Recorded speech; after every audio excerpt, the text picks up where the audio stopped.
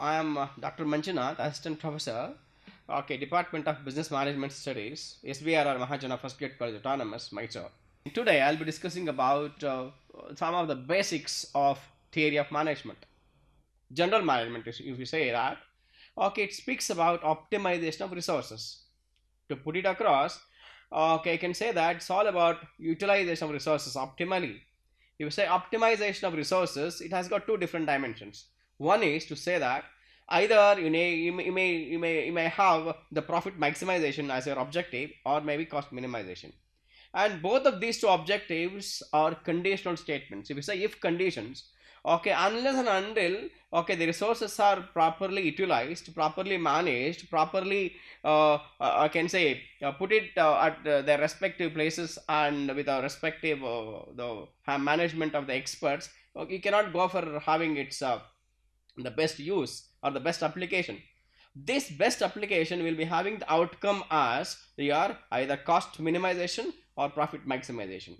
If we say resources, we have the 4 or 5 different factors of production. Generally we say that it is men, machine, materials, methods and money.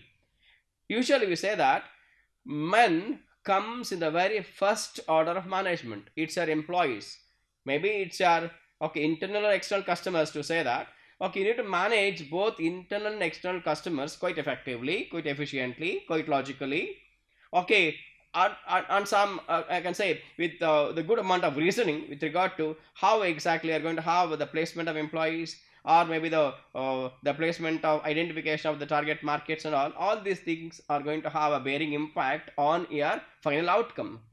And if you say the final outcome, it is going to have the widened scope, the nature of management. If you say widened scope and nature of management, we have several areas of management where we can think of having your application of resources optimally. We can make it possible so that you have the either profit maximization or cost minimization. Now we say business management, we have several areas of business management. To say that it may be management, administration, club management, sports management, tourism, farm management, agribusiness, and marketing management, production management, financial management. There are several areas. It is very much universal in its application. Now if you say universal in application, it has got certain specific features to understand. And if you say specific features to understand, and we have what is called as management is very much purposeful, it is result oriented. Management is very much purposeful, it is result oriented, it is universal in nature. And if you say it is universal in nature, it exists, it's pervasive, it exists at all different levels of your organization or business firms. And if you say different levels of management, maybe it's the middle, maybe it's the lower level, middle level, or top level. And if you say all different levels across the different levels of management, you'll be having management at its optimal importance. If you say the lower level management, you'll be having our shop floor workers, shop floor responsibilities to be undertaken.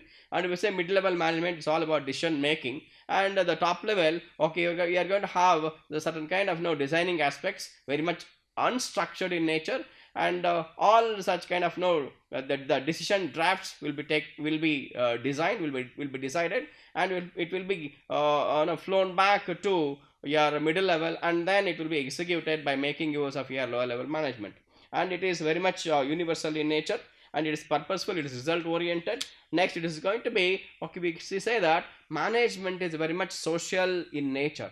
If you say organizations, generally way back in 1900 and all, people used to say that it's all about technical systems. If you say any kind of manufacturing unit or assembly unit or a kind of production process, it's all about a kind of technical units. But after 1924 and 1930, once the Hawthorne experiments have just given their outcomes and results, people started, especially the behavioral scientists, started to say that, started to infer that your organizations are the multiple subsystems of your social, technical, political, cultural the kind of impact. Therefore we say that organizations or industries are not typical in technical units, they are rather the multiple combinations of both technology, the social factors, the culture, and even the political factors too. Therefore it is a socio-technical subsystems. We call it as organizations as socio-technical subsystems, and it is very much society oriented, social oriented. And if we say society oriented, okay, we need to have, today we have very much in place what is called as your social responsibilities. And if we say CSR, okay, that is as a part of your social process of the organizations. And unless and until the social interests are recognized much, okay, you need to your management or the purpose of the management may not be fulfilled exactly, and therefore you need to focus on the very basic purpose of your I can say the management.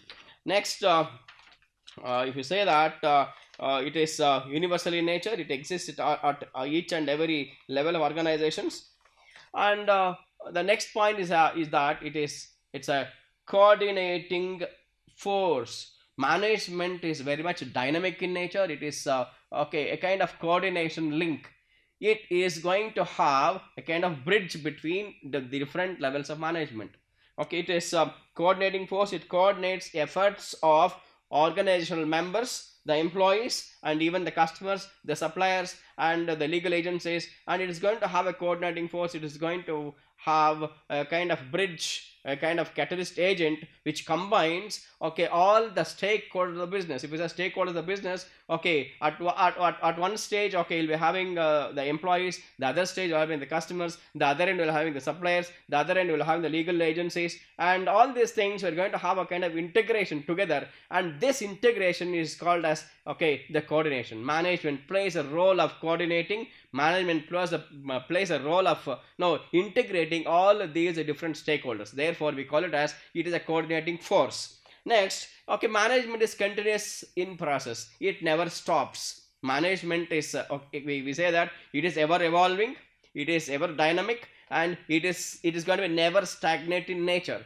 and it is very much dynamic in nature. The reason is that, okay, starting from 1900 until date, we are having several tiers of management, still evolving, still inventing, and okay, there we are having something called as reinventing the theories and proving and disproving of some of the management theories, so that okay, we can have the better ways of managing your the resources. Therefore it is very much continuous in process, and it never stops. And this is one of the major the feature of your management. And it is made up of individual components, like okay, there are several functional subsystems, and all these several the subsystems of the management makes it okay, very much continuous in nature.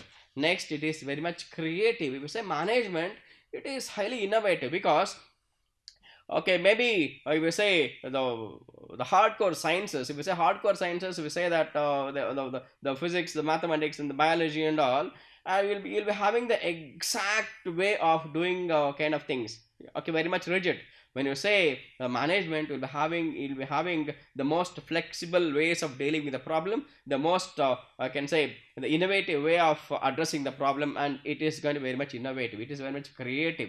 Okay, here, okay, management speaks about the skill of making decisions, the skill of okay, getting at the problem, at the roots of the problem, and solving it. Okay, and okay, as the day evolves, as the system evolves, okay, you may have the different solutions. The scope of the problem may vary, the scope of the solution also may vary. Therefore, as the scope of the problem, the scope of the solution get varies, okay, and you need to be more innovative. And management teaches us how to be more innovative, okay, in the changing times. If you say contemporary challenges, and management is very much essential to deal with the changing the nature of your the societal problems with regard to economics, problems with regard to your human development, problem with regard to your workplace problems, okay, problems with regard to the changing market trends. If we say rise and fall of markets, this rise and fall of markets has got its own way of dealing with the kind of problems, both structured and unstructured. If we say that both structured and unstructured, okay, structured is okay, fine, we may be having kind of structured solutions, but when you say unstructured problems, okay, you need to have more creative in nature, you need to have more innovative in nature, so that okay, you can have okay, the contemporarily okay, the most relevant, the kind of the solutions should be put in place. That's the reason why okay, the today's managers, they speak more about what is called as cross functional teams. Okay, we speak about what is called as the focus group methods, and okay, we have something called the brainstorming methods, so that okay, we have all the peers gathered together, okay, experts from across the different segments, and they'll be having a kind of unified approach, okay, a consensus approach. And when you say unified and consensus approaches, generally, okay, we'll be having the most innovative applications, okay, at the application front, innovative applications, okay, at the front of the problem, and we can solve it in a most I can say systematic manner, I can say most scientific manner. Now, management also speaks about authority and responsibility. We say authority, responsibility, and delegation. And we say authority that comes out of certain very much delegated, very much designed authority, responsibility, power centers. Okay, I put it say that if we say authority, responsibility, power centers, it's all about the different divisions of management. It's all about, okay, different segments of management, from, okay, top level, mid level to your lower level, and where exactly, okay, your authority, responsibility, and your delegation, all these things are combined together in the form of having a kind of, okay, unified communications. If we say unified communication, there are two ways of having communications. One is your top down and bottom up approaches. Generally, okay, people say that, okay, in the case of autocratic kind of managements, okay, where you don't have much scope to your democratic kind of principles, and where you don't have much scope of participation from the lower level, okay, we say that, okay, it is your top down, all the things are decided from the from the top level management, they'll be just delegated upon to the lower level. Now we say the bottom up approach, it's all about no, there is an approach called as management by objectives. And if it's a management objectives, okay, the things are set at the bottom level, and gradually they'll be integrated to the top level, and there's a kind of two-way communication that happens, both top level and the bottom level. And generally what I feel that, okay, there is no way of having only, okay, I can say top down or bottom up. You don't have a mix of both, the bottom level, the bottom up, and the top level and the top down approaches, and there should be a rational combination of both of these two. There should be a two-way communication. It should not be a one-way communication. Then only, okay, we can have the proper authorities and responsibilities can be I can say applied. Next, there are several areas of I can say functional areas of management. And if we say functional areas, okay, we have multiple areas, starting from finance, marketing, systems, R&D, and your HR, human development. Okay, you can name okay, n number of such areas. The most important thing I can say that generally, okay, people say that the most crucial resource to manage in the organization is your people, is your HR, is your employees. Now, the first part we say that it is human resource management. How exactly you can motivate the people to work on behalf, or I can say, okay, management is all about getting things done through others. The basic definition of management says that it's all about getting things done through others. You are influencing your people, you are influencing your employees, you are influencing your subordinates. As a supervisor, you need to influence. As a manager, you need to influence. As a leader, you need to influence. Okay, if you say influencing others, it's not a easy job. It's not a simple task. And you need to influence, and you need to get your work done. Okay, there should be I can say the proper scientific methods to be I can say applied. Now we say human resource management, it all speaks about optimum utilization of your human resources, and okay, having a right people at the right place. There should be a proper mix of the staff at the different locations, at different I can say the role centers or the power centers, and the staffing function, okay, it should enable it properly. And at the same time, you should have proper motivational system should be in place. When you say motivational systems, it's all about when your mechanism to influence your subordinates, mechanism to influence your employees. Unless and until you have the systematic approaches to influence or enable your people participation, your HR is going to be fail. Now this is the HR management. Generally we speak about even human development index. Okay, we say that how exactly people can be engaged on different tasks, and even we say that how exactly we can make people to feel more happy at the workplace. Okay, we have the several approaches evolved, starting from HDI, okay, so starting from happy index, and even okay, starting from work-life balance. All these things are related to your HR. Okay, next is it's about finance management, production management, purchasing, inventory, and all these things are the part of your the functional areas of management. Next, okay, when you say the marketing areas, it should be maybe it could be your transportation logistics. If you say transportation logistics, it's all about how exactly you can minimize the cost of transportation. There is something called the routing problem in management. If it's a routing problem, it's all about scheduling techniques. Okay, starting from principle of Johnson's rule and to that of having the best of the logistics. If you say best of the logistics, it's all about how exactly you are going to ensure that the goods are reached optimally with a minimum cost, with a minimum distance traveled, and okay, you are going to have the best of the goods delivered at your customer center. And okay, these routing problems again is going to give you the cost minimization. Now when it comes to distribution logistics, and even we have today we speak more about green supply chains, and okay, vertical integration, forward backward integrations. All these things are going to make us more enlightened, more aware with regard to how we can deal with the problems related to suppliers, the problem with regard to can say distribution channels, the problem with regard to your vendor empowerment, problems with regard to your vendor rating techniques. All these things are going to be part of your marketing management. And generally, if we say marketing management again, okay, we speak about the analysis of customer behavior, their taste and preferences, and the changing trends of the markets. All these things is basically a research oriented kind of thing, and management and research goes hand in hand, goes in parallel. Next, it's about office management techniques and development of your different departments, and making them more enabled with regard to the resource acquisition as well as their utilizations.